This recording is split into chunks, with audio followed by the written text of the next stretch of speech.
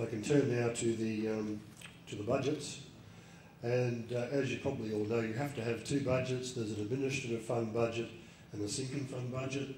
That slide there, which is in your handouts, describes what has to go into the administrative fund budget.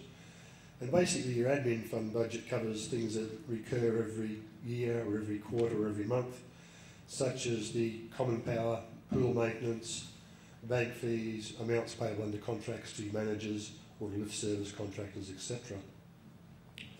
Now, the admin fund budget does cover community power and also body corporate managers' fees. And when we come to set our budgets, we don't start off with the end result in mind. We start off with, we analyse your expenses for the previous year and sometimes the previous 2 or 3 years. We come up with what we think is a reasonable estimate of your expenses for the coming year, and we then work out what levies have to be brought in to cover that. So we don't start off with the end result in mind. Obviously, in recent years, budgets and expenses have been going up. We're all now very conscious of the global economic kerfuffle, but we can't pay a lot of attention to that when we're preparing the budget. We have to come up with what we think you need to bring in to run your body corporate. But as I said earlier, our budget's a draft.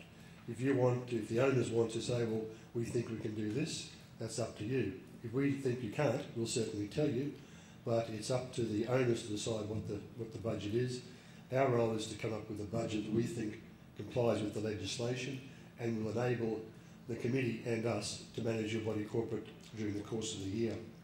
The sinking fund budget, should be based on a sinking fund forecast report, and it is an estimate of what your capital expenditure is going to be, not only for the year under consideration, but for the next 9 years. Our input into the sinking fund budget is we start off with the sinking fund forecast report. We work with the committee to see if any of your expenses can be put back, if that's what you want to do, or if you need to bring them forward. And we also look at whether or not any money went out of the sinking fund during the previous year that hadn't been earmarked for that year, so that we can make sure that your sinking fund is tracking in line with the sinking fund forecast. So while we will adjust it to make sure that that's happening, to take account of what is eventuated, we won't second guess what's in the report itself. The people who prepare it are quantity surveyors, so we take the view that if they say it's going to cost X dollars to replace something, we don't have that expertise, so we don't question that. If the committee wants to get quotes or to have that revised, that's fine. But our managers don't have the expertise to say, well, that's wrong, so we can cut that, or we've got to double that.